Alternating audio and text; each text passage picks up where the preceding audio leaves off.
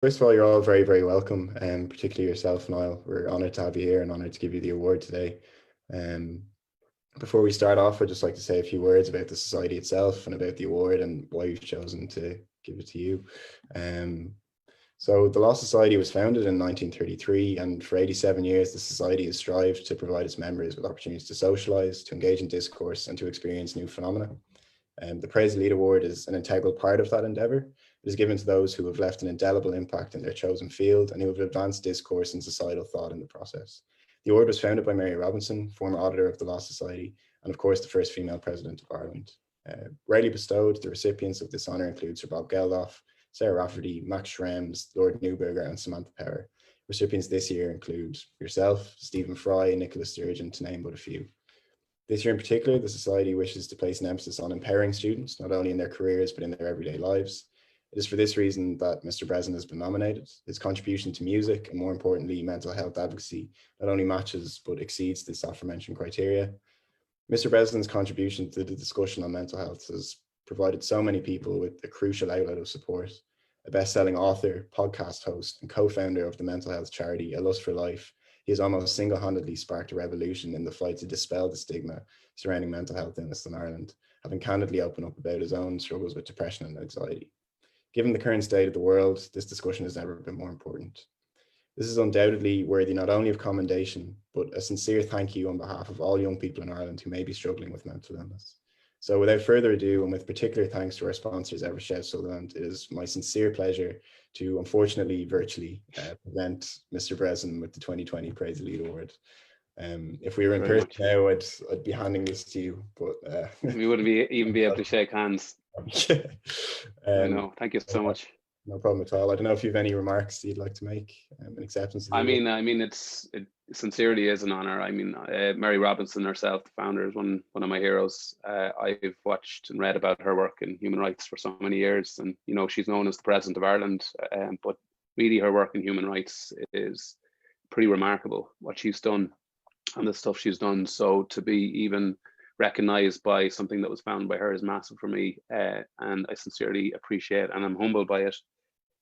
We don't do this work for awards. They're brilliant and they mean a lot, but we do this work to drive social change, and that is at the core of every value I have. And when you look at the likes of Mary Robinson, she was massively inspiring in that regard. She was blindingly passionate about changing women's rights in particular. But yeah, it's just to be mentioned as something that she found was massively humbling for me, to be honest. So thank you so much for it. No, it's completely well deserved. We are going to talk a little bit about your mental health advocacy and more serious issues a little bit later in the interview, but just to kind of start off a little bit lightly, you've obviously made your return to music after a bit of a hiatus. How did you find releasing a single during a pandemic, and what kind of challenges did that bring up, and how did you manage to navigate these?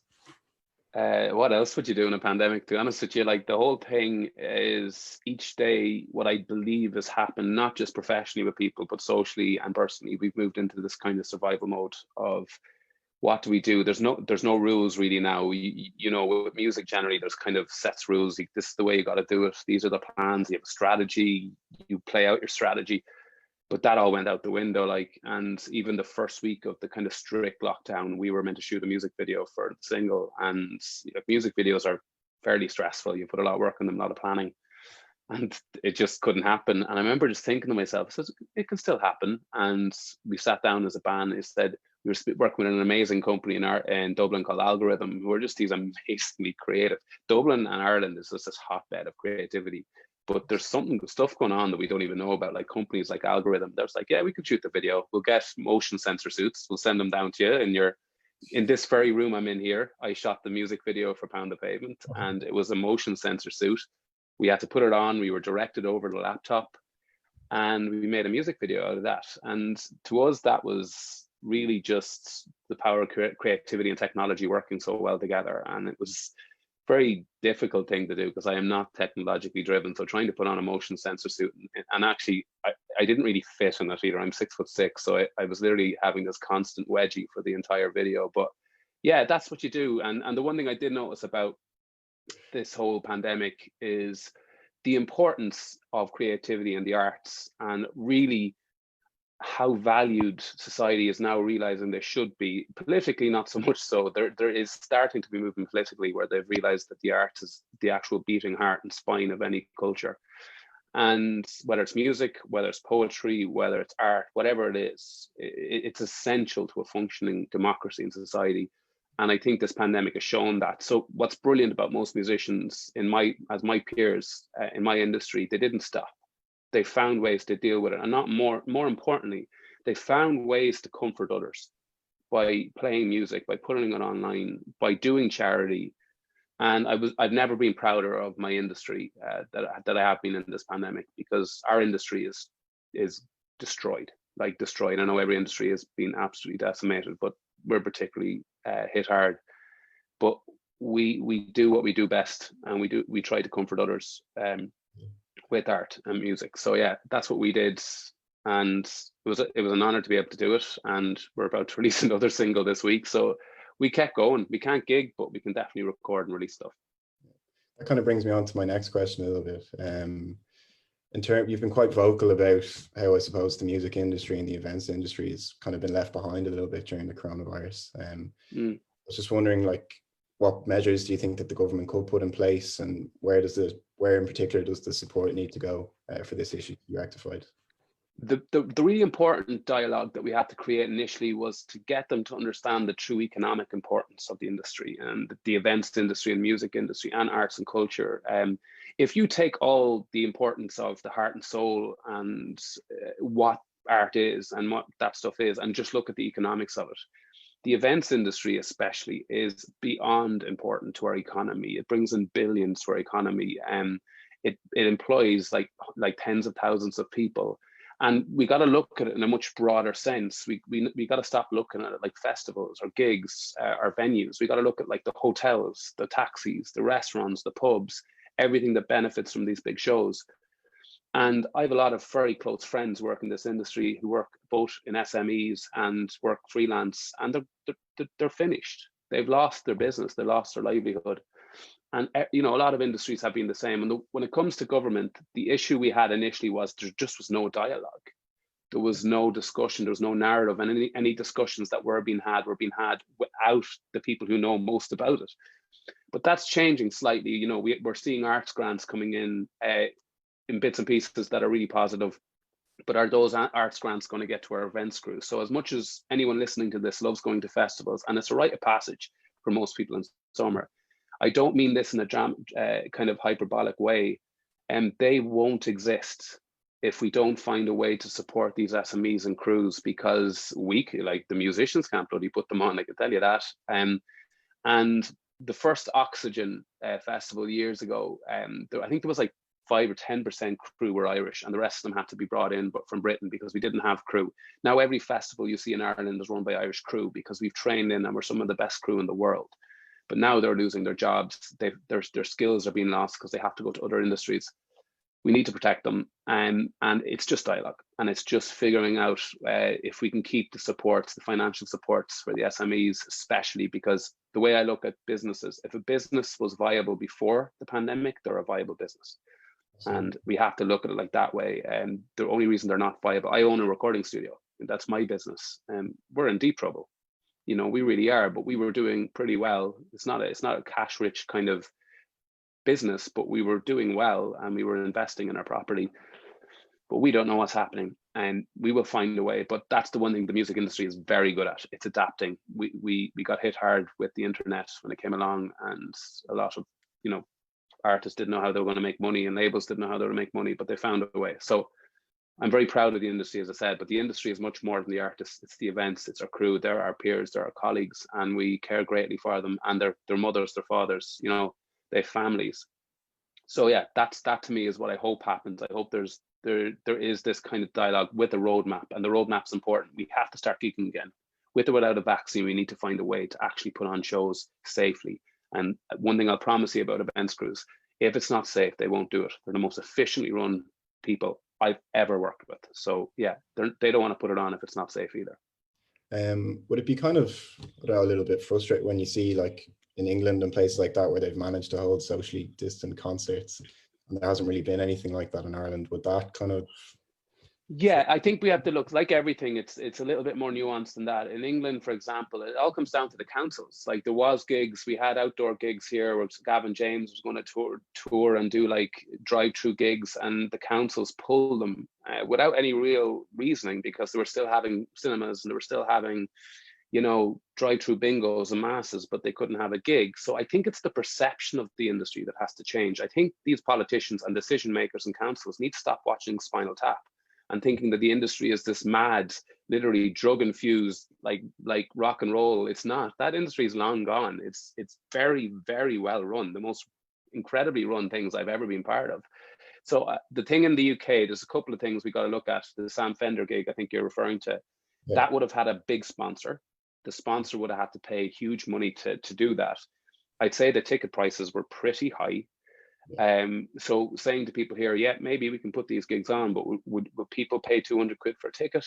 I don't know. So these are expensive things to run, and it's not the artist that's expensive, it's the insurance. That's another issue we have in events.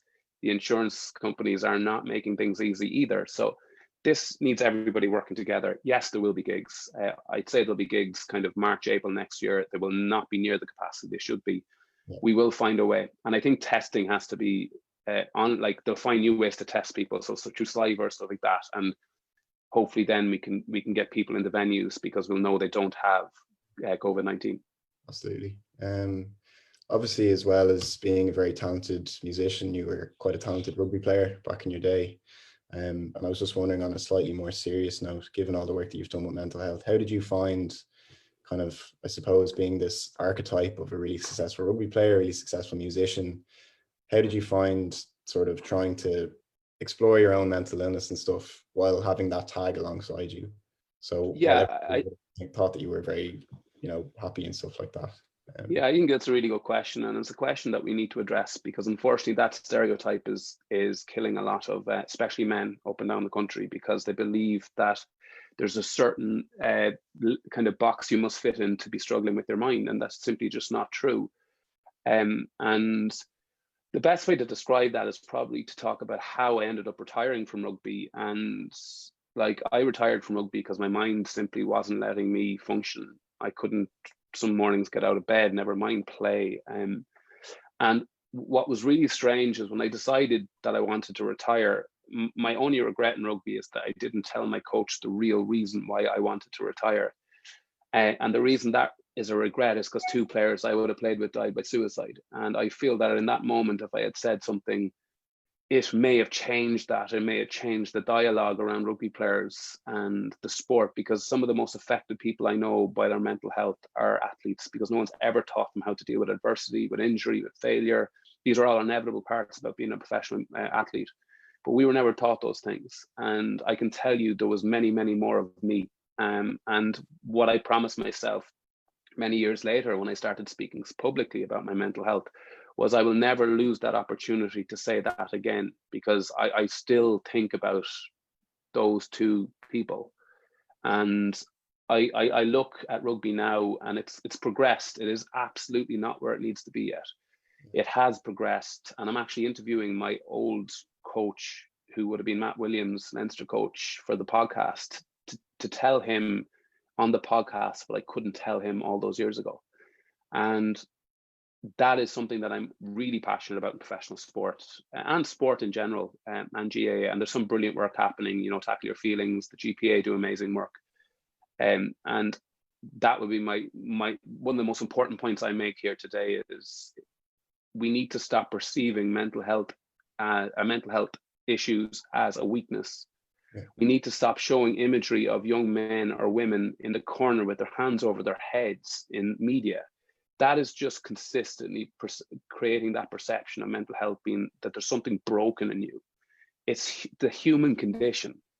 And any of us can be affected. And it doesn't matter how tough you are, or how fucking strong you are, or how talented rugby you are. It just doesn't work that way. And we need to change that perception, which is a lot of the work that I had to unravel and do within society, and change that perception. And we're not there yet, but we're a hell of a lot further on than we were when I retired from rugby in 2003.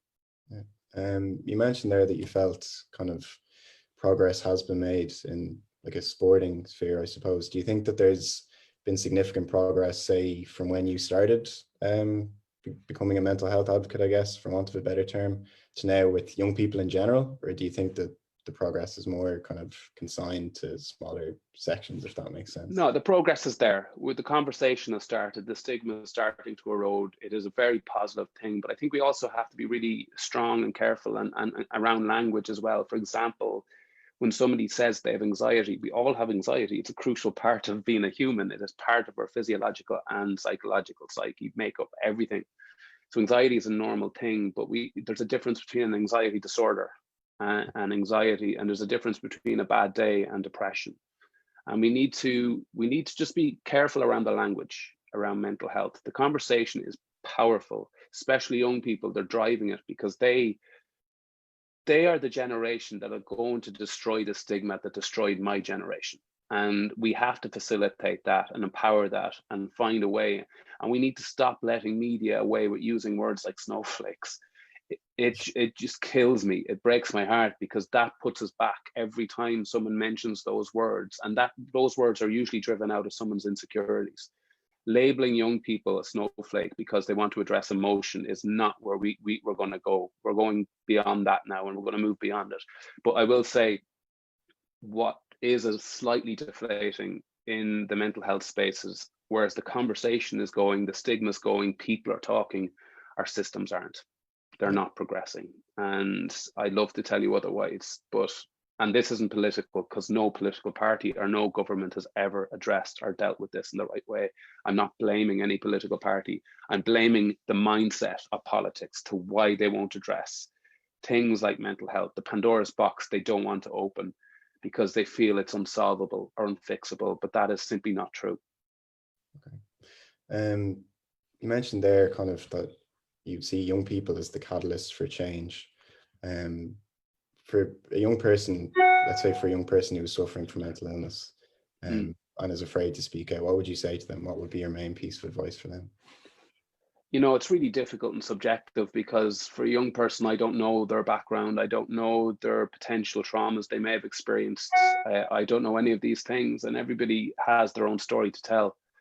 But what I will say to a young person young people generally are giving me, they're the only group in society right now, when you really think about it, that are showing leadership.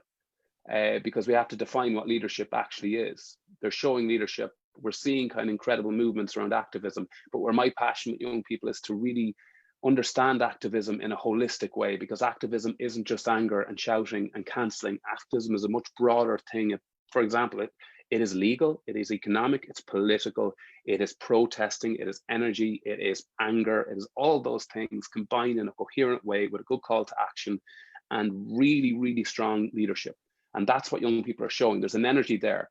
I think some of it is a bit lost in the overly aggressive approach that we sometimes see online. But to young people who are struggling right now, the one thing I would say from a personal perspective is, if you address it, if you take it off your chest and you open it out and you look at it with other people around you, I cannot tell you what that does. My passion is to make sure that when you do that you get the adequate supports, because the supports work. I've worked with some of the best psychologists I've ever met, the best therapists. They know what they're doing. These are top professionals. They know how to help. And there is nothing you can say to them, I mean nothing, that they will judge you on. Nothing. And that is a powerful thing to be kind of held by somebody who knows what they're doing, professionals.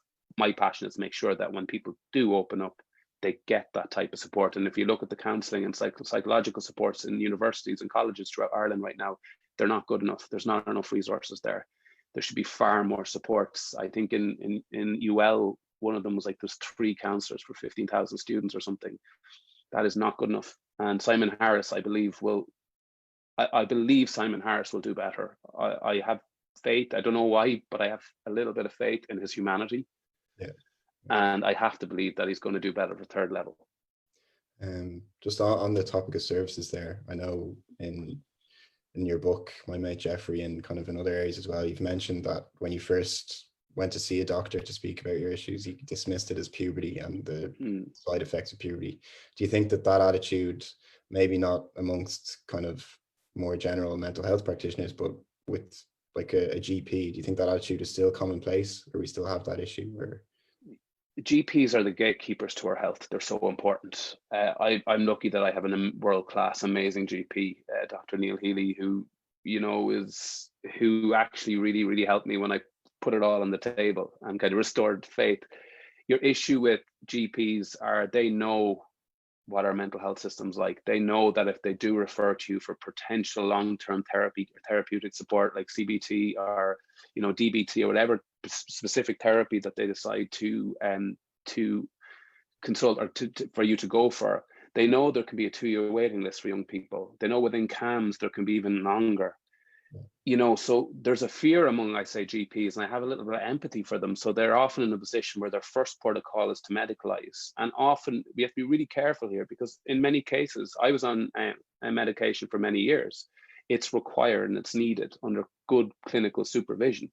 But the problem being, I don't believe if a young person comes in experiencing anxiety for the first time, that their first port of call should be medication. I think it should be therapy. I think it should be, let's talk this out, let's find the root of this, and let's take a holistic approach. But unfortunately, GPs know that that just doesn't exist, because we don't have the holistic, wider approach. And that is the approach we need. So that's the preventative model. That is the model that we need at community level. And as I said, with GPs, I could easily sit here and go, there's horror stories out there where GPs just throw, you know, Xanax and diazepam at people when they just say, I'm not feeling good, because they don't have the time to sit you through like a 40-50 minute conversation of what's causing this. Whereas a good psychologist and a good therapist and counselor do, and they know what to do. So that to me is, without the system, the GPs will always struggle to effectively help people who are overwhelmed or need mental health care. And so that is why the system itself needs to change. In terms of, obviously there's a lot of, I'd imagine there's a lot of therapy associated with kind of speaking about your issues. When the first time you do it, I'd imagine it's a massive weight off your shoulders. But for somebody like you who's been kind of advocating for mental health change and speaking about your own personal experience for so long, is there still that level of therapy for you when you talk about it now as there would have been at the start? Or is it like it changes? You know, I think for me, quite openly, I continue in therapy myself, because it's like, if I had something like IBS, I'd have to watch what I eat. It's a good thing to have. It's a good structure to have. And what I find difficult sometimes is people believe that I'm the person that can save them, that I've figured it all out. I haven't got to figure it all out. I'm just very open about this. I do have days where I actually struggle like everybody else. This pandemic has kicked me right in the shins. This is tough stuff. That is the human condition. And what we need to stop doing around mental health is selling that wellness story that we're just meant to be positive all the time. We're not meant to be positive all the time. Positivity is powerful, it's important, and we need to experience it. And it can really, really help us. But negativity is normal. It's a part of being a human condition, of being a human. Life is not a straight line.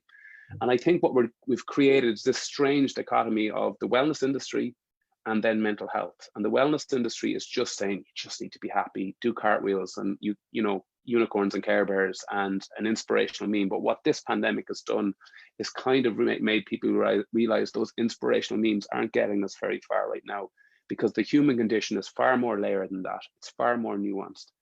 It is also wonderful. The mind is an incredible thing. And if people can learn to tap into how to deal with it, how to understand their triggers, how to deal with those, how to have tools to respond when they get overwhelmed. These are things that should be taught. These are things that work, and we know they work, not because I'm saying it, because the research has shown us this. And I, you know, spent the last 3-4 years of my life studying and looking at the research in all aspects of mental health. And there's research there. It's just not being adhered to or listened to, or else it's been labeled as hippy dippy bullshit. And it's just not. It's not. And I think that is what I'm trying to do, is open up that paradigm shift in how we look at mental health, and look at it in a much broader way, and look at the fact that everyone listening to this, and everybody who is on this island right now is a human being. I'd imagine most of us are. This is just part of the human condition. And it doesn't make you broken. It doesn't make you weak. it makes you human. And that is, let's change the narrative and how we talk about mental health and stop doing the poor me stuff and the kid with the hand over the head. You know, we need to change that. Yeah. Obviously these issues are more prominent than ever with the coronavirus and the pandemic and stuff like that. I was just wondering if you'd have any recommendations for people on how to cope with this, or in particular young people who have, I mean, as we mentioned before we started the broadcast, like how young people have kind of been made scapegoats in all of this. Would you have any particular advice for people like that? Well, one thing I will say to you, and I said it to you earlier on, in something like this, there will always be people trying to blame somebody. There will always be a form of scapegoating required. You know, who did this, who didn't do this, what are they doing? It's become the narrative to essentially blame young people for not adhering to any of the basic guidelines. That works because it creates a scapegoat. It's good for media, it creates stories, it's great for Joe Duffy, it's great for all that stuff. But all that does is further fragment us and further make labeling Generation Z, boomers, all this crap. That's great for marketing, it's great for politics, but it is awful for communities. It is terrible for society. Because that's all. The one thing I noticed was this lovely little sweet spot during the pandemic where we all started to come together, and then the anger came in, and then we all started coming apart and drifting apart. And be really careful of where you direct your anger. That is so important, but also be really, really careful of what you label, who you label, and why you label them. It is just so lazy, and it is not helpful to society. But more important, you ask me, what advice can I give? The first piece of advice I'll give is, this is a pandemic. This is kind of as tough as it gets. This is very tough stuff. No matter what some gaslighty ad shows you that the world is great and they play lovely piano music and you look up into the sky like the Angelus and saying it'll be all grand. This is tough. Let it be tough. Feel it. The problem here is when people go, I'm really struggling here, but other people seem to find this easy, and that makes it worse. I'm struggling with this. Everybody is. This is not nice. We will deal with it and we'll get through it. But what this has shown us is we don't need all those resilience programs that people tell us we need on Instagram and to be tougher. This is resilience.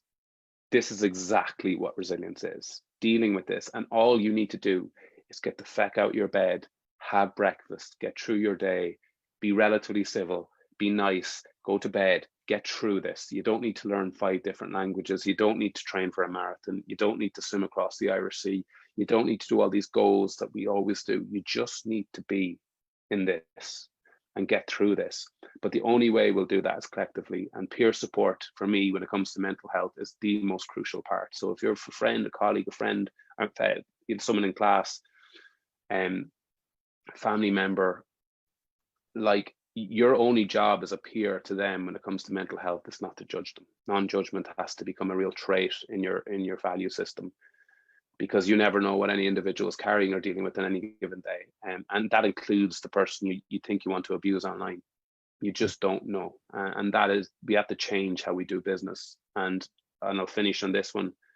The best way to do that is to sincerely ask yourselves, what are your values? And your values aren't a hashtag be kind. That's not a value. That's a hashtag. A value is actually something you sincerely feel at the very core of your gut, and it's something you live your life by. And you're all, a lot of you studying at this point in time, you're going to go on for careers, you're going to go on to God knows what.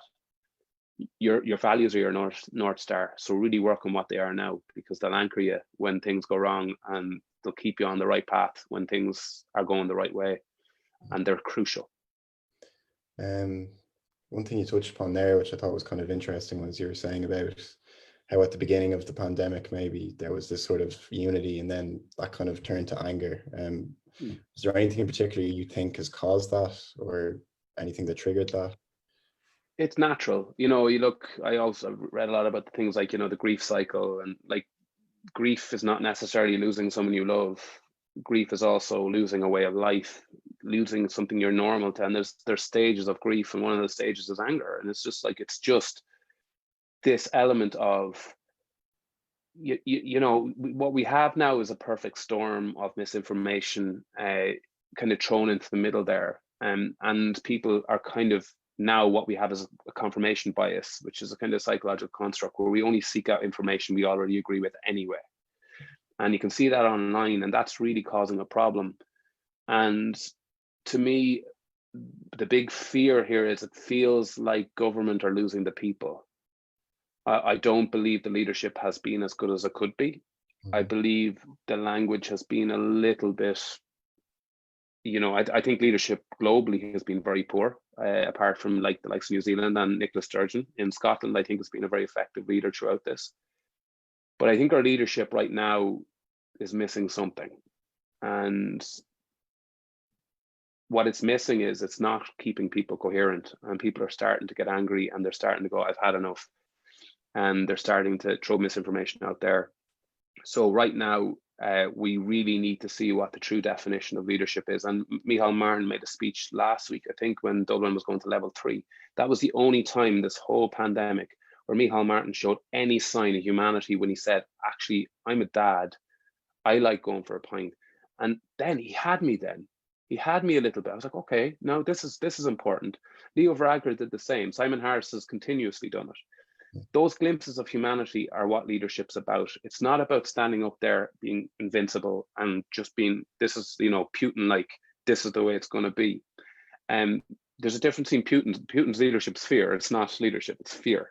We live in a democracy, so you can't have Micheál Martin going up, this is the way it's going to be, like it or lump it, or I'm going to lock you up.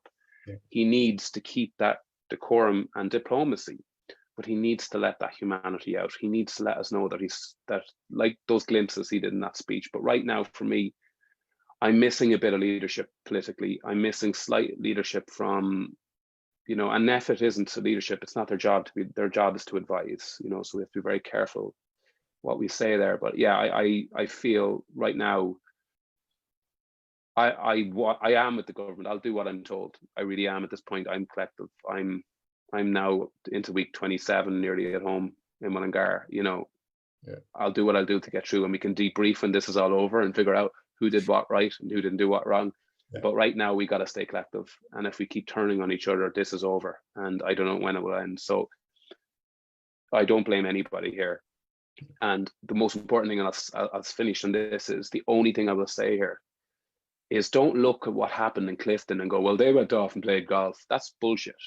Yeah. Take personal responsibility. Stop using other people's mess ups or other people's, ignorance as a reason for you to go, well, I'm not going to adhere to this because some, judge didn't or Phil Hogan didn't, so I ain't going to do it. That is not how life works. Take personal responsibility for yourself. Don't be, 2 inches from your mate's face screaming at him in a pub. That's it. It's personal responsibility. And no matter what our government do or what leadership is shown, if we're not willing to do that, we could be having this conversation in 2 years. Yeah. This is just another thing that we mentioned before we went live on this. As somebody, obviously, as a massive advocate for improved health service and improved mental health services and stuff like that, has it been kind of frustrating to you on a personal level to see that there doesn't really seem to have been any progress made with our health service even over the past 6 months?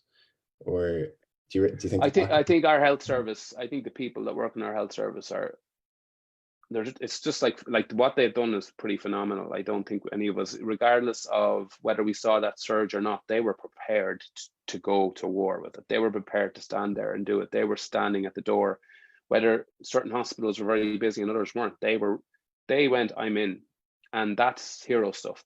They're the people we should be valuing in society. We shouldn't be giving this massive level of way too much attention to the likes of celebrity. Don't mind that stuff. These are the people that make society function.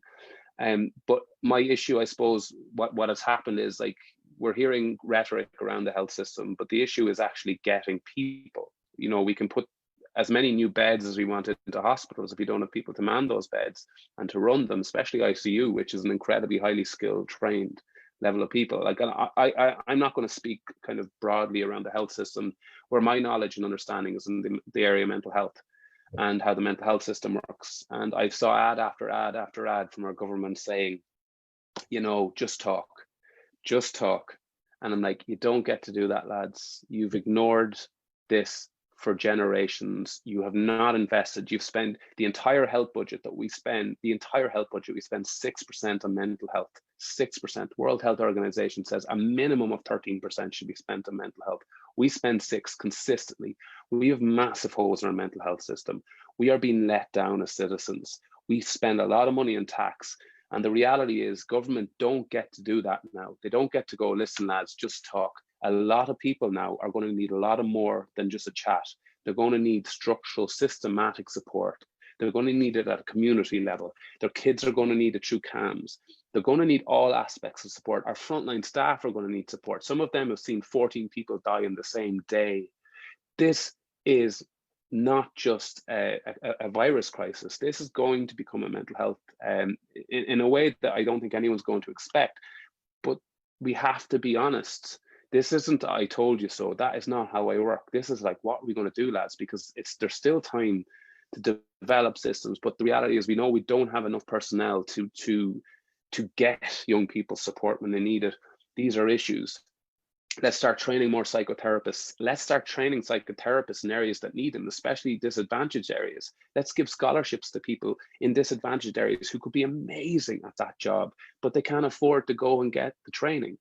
There's loads of aspects around this. And I think Senator Lynn Ruan's done amazing work. I know she's one of, within Trinity, because she understands what is required, especially around addiction. And addiction right now is still perceived as a criminal issue. Addiction is a health issue.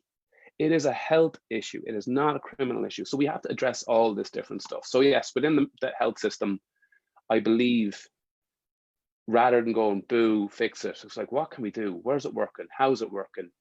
And I'm not some idealistic, romantic, utopian world where it's all going to be grand. This isn't going to be grand, but we can't keep saying that. And all I can do within the podcast is kind of make people understand that, listen, we're going to need help here. And within our health system, I hope the surge doesn't come home. I hope we get through winter.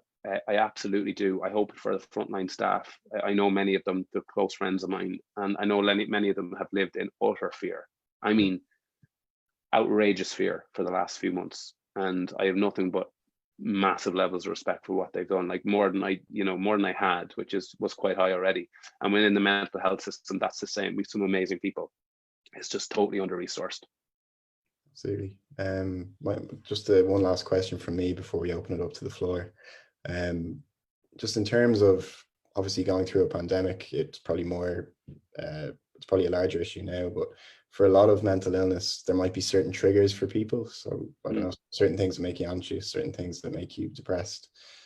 For people who have these kind of triggers, would you recommend for them to kind of face them head on? Or do you think that it's better as a coping mechanism to ignore those and try and avoid them? First thing you got to do with triggers is find out what they are, because lots of people's triggers, you might think they're certain things, but there's lots of layers to triggers, and that's what good therapy does. Good therapy will find those triggers. Like my trigger, like I used to believe that my triggers were something totally different. It was like, oh, I'm just, it's a self-worth issue. But my triggers were things like toxic environments. I used to get really unwell when I was around people bitching and giving out about people. It used to really drive me insane. I also used to get kind of really bad around like 24-hour news cycles and stuff like that. But I started to layer that through therapy. So understanding your triggers is really important, but it's really important to point one thing around mental health. The one thing I know from my own case and from working for many years in this space is you can't outrun it. You can't repress it. You can't internalize it. You can't out-train it. You can't go to the gym 5 times a day thinking that will stop it. Take it from somebody who tried that and tried it every day. Take it from somebody who tried to outwork it, who tried to out-achieve it.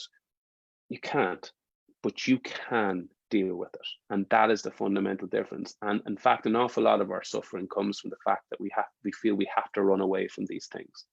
The stuff that makes us uncomfortable, the stuff that is difficult to deal with is the stuff we have to address. We can't outrun it. And that is why, in my case, I needed help to do that. And in many cases, people need help to do that. And that's what help does. As I said, I keep coming back to the same thing, therapy. It allows you find those things. It allows you realize, number one, you're not on your own. Number two, you're not crazy.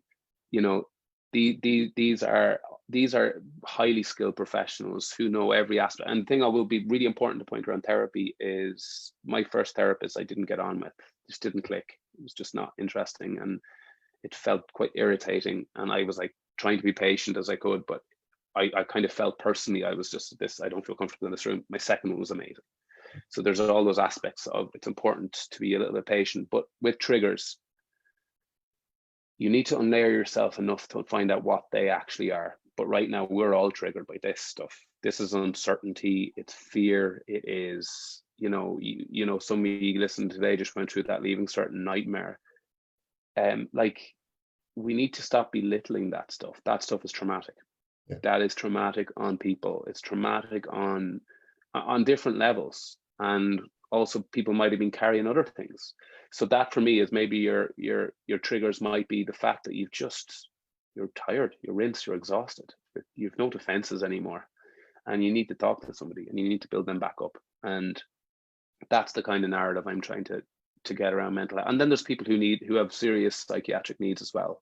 So like we can talk about anxiety and depression, but there's people with serious issues as well. There's eating disorders, people with severe OCD, schizophrenia, these types of things. This is stuff that I have to talk about as well, because this is, in the same way in the world of physical health, there's people with serious illnesses, and there's people with illnesses like chronic pain, which is really, really terrible, but you can deal with it over time. So I do think we have to stop just making the conversation around mental health around, say, suicide and anxiety and depression. There's many other different parts of it. Yeah. And also we need to stop siloing mental health, because like people kind of go, that's mental health, that's homelessness, that's this. They're all under the same thing. They all, from a political point of view, is if we start putting people first, if we start changing the paradigm shift, that's not socialism. That isn't. So we have to stop doing that stuff where just because somebody cares about people, it doesn't mean they're socialists. That mentality, capitalism can work. It can work. Conscious capitalism can work. But if we continuously put the market ahead of people within this kind of neoliberal kind of model that we have, we won't find space to treat people effectively within health systems, within housing systems. And you guys, within legal systems, you can play a huge part here. Massive part. And as I said to you before this conversation started, my charity, Lust for Life, wouldn't exist without A&L Goodbody. The amount of work they did for us, and we couldn't pay them because we were a tiny startup trying to change something, and they were like, we're in, we like what we're doing, and we're behind you. And that was just a couple of people within there going, I'm in and I believe in this. So we all need to work together on this. We need to stop putting that guy as a mental health charity, there's a law firm, there's a whatever health system. They need to come together and work together because they're all intrinsically linked. It's brilliant. Listen, Noel, thanks so much for that. We're just going to open it up for a few questions from those watching. I'm sure they'll come in now. But just one last thing I just wanted to touch on from the last one you answered there. You mentioned stuff around like capitalism and liberalism and stuff like that. Do you think that that's kind of been an aspect of the coronavirus, I suppose, that could maybe negatively impact on mental health, in that a lot of social interactions are only being valued where they have an economic impact, I guess? Well, the one thing the pandemic has done more than anything I've ever seen, it has exposed socioeconomic inequality at a level we've never seen. We have had this huge drive towards equality in Ireland, which has been incredible to watch. It's made me so proud of my country. We looked at marriage equality, repeal the eighth. We looked at all these really difficult social movements because it was tough for some people. And there was a huge passion around, listen, we need to create freedom of choice and equality. But what I would love to see is the same level of passion around socioeconomic equality. And I don't mean that in regard, there's people who in Ireland, I'll just give you a really simple example. I spoke in a primary school with kids. I did a workshop with kids around stress and mindfulness. And as I was leaving, the principal told me, thanks, that really helped them. He said 30% of my school are homeless.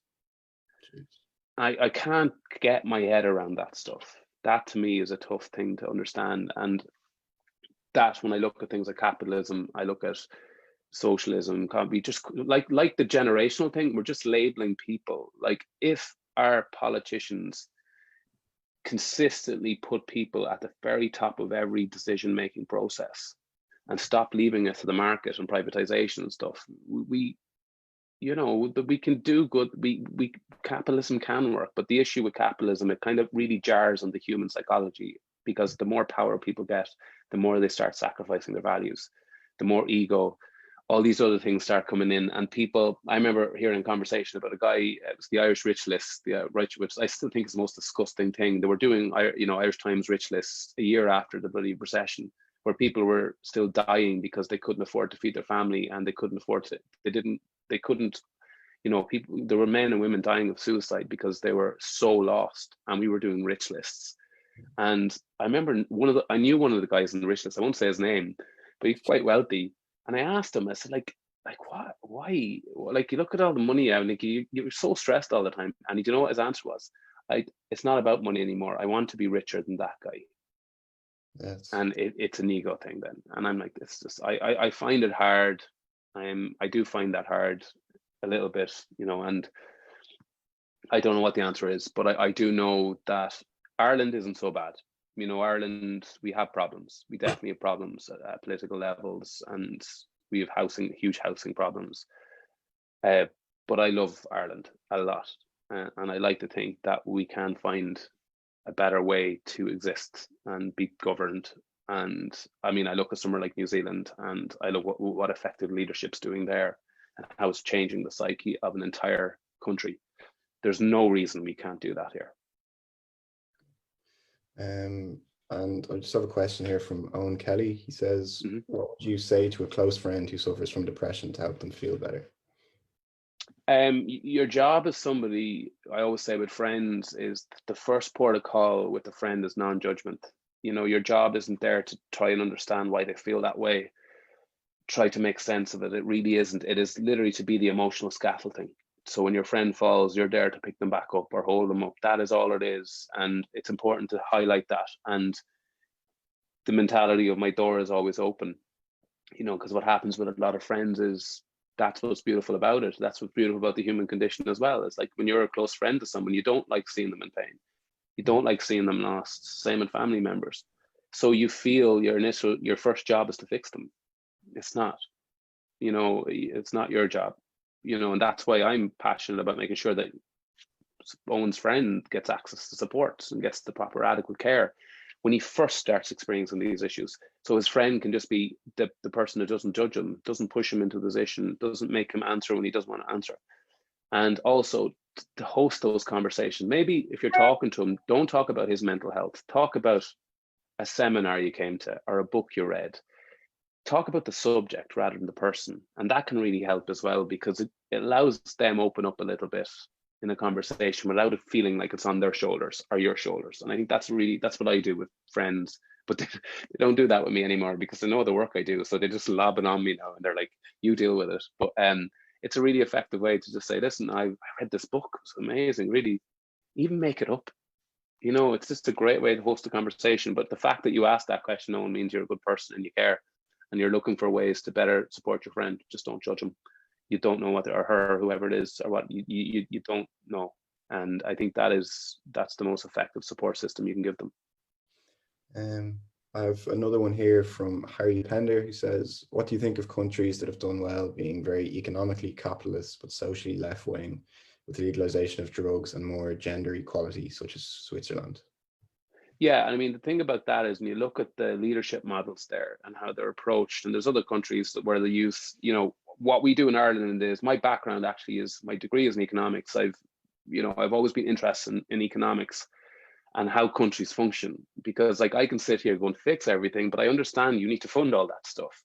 And I think within Ireland, what has happened is we've put far too much emphasis on economic gauges like GDP and employment. And because I look at Ireland and I treat it slightly different, say somewhere like Switzerland, because in the 80s, Ireland was in an absolute hellhole of a recession. I even remember that recession. I remember money was always a thing, and then we went through another vicious recession. So I think Ireland, and then we also came out of where the state was essentially run by the Catholic Church. So we've never really, and before that was colonialism. So we've never really had true ownership over what we want as citizens. And now we're getting there. And from an economic point of view, I think we just left this big gap, and we had, we look at someone like, Sinn Féin and Labour, and we go, they're left, and we Fine Gael, like centre right, Fianna Fáil centre right, same thing. They've run the country since, we got independence. To me, the effective economic models that we need right now, for example, I see David Williams talks a lot about the helicopter money, get money into this society. We need to ask ourselves, what does progress mean? Does progress mean more money, more property, more buildings, or more hotels? Or does progress mean better health systems? Does progress mean better, happiness indexes for countries, better schooling, education systems, better supports? That to me is, I think, far better, but it's not profitable. So Ireland's small, and we should be able to solve this problem. And there's an amazing book I read called The Housing Shock by Rory Hearn. If you get a chance to read that, it's around housing crisis, and he's a professor of social policy in Maynooth. He's an amazing man, and he immediately gets labelled like a hard socialist because he's like, this is a car crash. This guy's one of the top professionals in social policy, in Ireland. And he's going, no, it's not about labels. It's just, we left this neoliberal model where we believe the market would solve everything. And a country the size of Ireland, the market won't solve it, because we'll get massive people coming in from America, like vulture funds and cuckoo funds, who just go, I'm taking all this. And that's what happens. So I think the issue here is neoliberalism. And I think capitalism, I call conscious capitalism, is what I believe could effectively work. The issue I have in other regards, I think people deserve, if they've worked their arse off and they're successful and they've dedicated and committed to stuff, they deserve to be successful. They deserve to have, whatever they need. But it's the market dictating all that I have the problem with from an economic point of view. And if you look closer to Switzerland, they have a few more problems than they might like to admit. But New Zealand is a better model, because now they're using economic gauges, are like the happiness index, gross happiness product. They're looking at the things like this rather than just the quintessential economic gauges that we use in Ireland, because that's what it's the economy stupid. Same again all the time. Just have another one here from Kate Marr, who asks, as an activist for mental health, do you ever find that people burden you with their problems or treat you as if you yourself are a mental health professional rather than just being an educated activist? That's a brilliant question. And I wouldn't use the word burden. And most people the hardest thing for me to deal with throughout all this has been meeting a helpless mother, a mother who's tried everything, a mother who's gone through years of trying to support their child and being failed. That I struggle with it. I struggle with it, and I hear it far too many times. I hear stories that incredibly upset me, and I'm also incredibly humbled that they tell me this. And what I have started to do from my own perspective is to say, I need structures in place so I can actually not signpost, get people the care that they need to get. But like, you will get, on any given week, you might get 100 DMs on Instagram for people saying, I'm really in trouble here and I need you to save me. I can't unfortunately engage with that, because there's a duty of care aspect. There is many different layers. I myself, a mindfulness therapist. There is certain gauges of how we have to act, and I can't do that. But what I can do is to use whatever I have to change the system, a macro aspect. But if somebody comes up in the street and needs me to put their arm around them, I'll do it. And I've had that many, many times, but I find it overwhelming. And also, as I said, I'm not some beacon of mental health who's figured all this out. I deal with my stuff. I have stuff too that I have to carry, that I have to address. But I really struggle with seeing helpless mothers and fathers. And unfortunately, in this country, I see far too many of them. And also, I struggle with the countless amount of suicide stories that I have to hear about and see. And every single one of them, I ask myself the same thing: could this have been prevented? And in many cases, it could have been. And that's the saddest part. An ineffective system that is in many ways failing our society. And like a prime example of that is something like dual diagnosis. It's a huge issue in Ireland. You can't get treated for a mental health issue and addiction at the same time. I mean, I can't understand how somebody who's suicidal, if they're drinking or drunk, will be turned away from a legal perspective. So there's just so many issues. We don't have 24-hour mental health services here. They operate essentially office hours. We're leaving most of the work up to the NGOs, who are amazing. We pay, I pay, and most people I know pay fairly high, hefty level of tax. And I'm happy to pay tax all day, every day, if I know the most vulnerable people in Ireland are being taken care of, but they're not. And that's what frustrates me. I know where my tax goes. Unfortunately, it goes back to pay bondholders, and it's going back to pay off massive debts that were brought up through reckless banking and reckless regulation. So that's what, it's not taxes in the problem, it's where that money goes. I want vulnerable people, and I'll leave it at this on this question. Stop judging a society on its GDP. Judge a society on how it treats its most vulnerable. That is the judge of any society. And in Ireland, unfortunately, we're not doing a good enough job. Perfect. I just have one more. There's just one more question here, if that's okay. Of course. David O'Neill, he says, loving the interview. Just wondering, as a young person, what can we do in order to change the system? We have broken down the initial stigma, but how do we get the government to provide more supports? Thank you for that question. That gives me sometimes give me shivers when I hear young people ask questions like that, because this won't happen without the youth. This will not happen without the youth. They are our biggest trump card right now. That's a terrible pun to use. They're our biggest important card that we need right now in what we're doing. I believe my job right now with the Lust for Life and what I do is not to lead young people into activism, is to facilitate them and empower them to do it, because they're already doing it. But it's important to understand that activism is not just protesting. It is not just cancelling people that you don't agree with. It is not shouting at people. Activism works through dialogue, through rhetoric, through conversations with people you don't like or agree with. It works through effective economic understanding. The most important part of good activism is the call to action. It needs to be so on the money, so defined. And I saw some amazing youth movements over the last couple of years, but I was confused what they were actually asking for. Or that prime minister, whoever that leader is, you got to go, this is what I want, full stop, no extra, and this one thing. And around activism, what the youth generation has right now is this outrageous energy. It's you can feel it in society now. You can see it across the world, and it's an energy that we need to tap into, because I'm too old and tired to do it anymore. And we need people like the youth generation driving this stuff. And at the end of the day, it comes down to one thing, and this might hurt to hear, not for you guys, but this is what I've been told, unfortunately, on a few occasions by politicians. When I've asked them why are the changes are not happening, and their same answer comes back to me. They'll go, Brezzy, there's no votes in mental health. I can't tell you how upsetting that is to hear from somebody who's meant to take care of the welfare of our state. The reason we haven't changed it is because people, when it comes down to it, don't vote for it. They do the same thing. They vote for economy.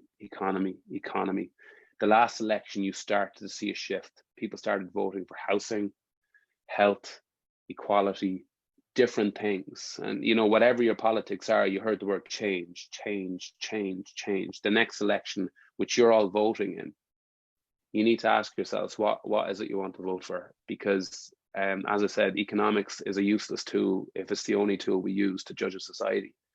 And within activism, a Lust for Life's job and my job is to facilitate and empower the youth and let them lead me. And that is what we're seeing in climate. We're seeing it in trans rights. We're seeing it in all different aspects of equality. And I'll leave you with this around that particular thing, because my concern around activism now is because it's, as once again, siloed. We've all these different causes. It's the same thing. It's equality. It's all down to the same thing. The best form of therapy is equality. The reality being is, we live in an unequal society where people are treated in different ways because of their sexuality, of their gender, of their economic, socioeconomic situation. And what we have, unfortunately, is this pick and mix approach to equality. So we decide where we believe in it and where we don't believe in it.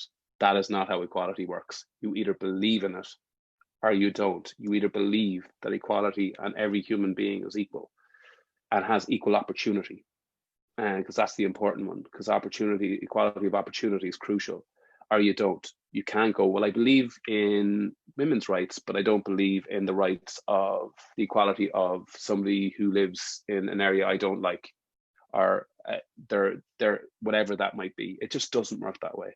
And if that is your approach to equality, you don't believe in it. So all these issues we're all fighting for and we're all passionate about, they're all under the same umbrella. And until we realize that, so what we're all looking for, you guys and I'm looking for, is a paradigm shift. That's the key here. It's a paradigm shift in how we're governed. And we don't want to be governed like a business, like a commodity. We want to be governed like human beings. And that is activism. But I'll leave you with that on activism. We're going down the wrong road in social media. If all we do is get angry with the people, your audience aren't the people who agree with you. Your audience are the people that don't. And if you scream at them, they won't listen. Some of them you can scream at because they are just arseholes. But some of them are there as an opportunity to change how they think. So treat everybody that doesn't agree with you as an opportunity to make them an ally. You mightn't always do it, but it's a far better ploy than just going, you're wrong and you're cancelled, I don't want to know about you. It doesn't work that way. We got to be bigger and braver than that. Listen, Niall, thank you so much for that. That was incredible. It was unbelievably insightful and very empowering as well for anybody that was listening to it. So my pleasure. Thank you to you. There's also been Sarah Riley, who's been bombarding the chat looking for a birthday shout out. Sarah, it's it's awful sad that we couldn't have done this in Trinity. We could have got you a birthday drink and everything. But hopefully in a couple of months, when this absolute mess settles down, we can do something and we can do a chat, and I'll come in and chat. We can all have a proper chat in a room together. And it's much better when I can see people and I can talk to people and we can feel the energy of that stuff. But yeah, Sarah, have a great birthday. And I'm 40 this month. October is an awful month to have a birthday in a pandemic, but sure, we'll get over it. Thanks very much for that, Niall. And listen, thank you so much again.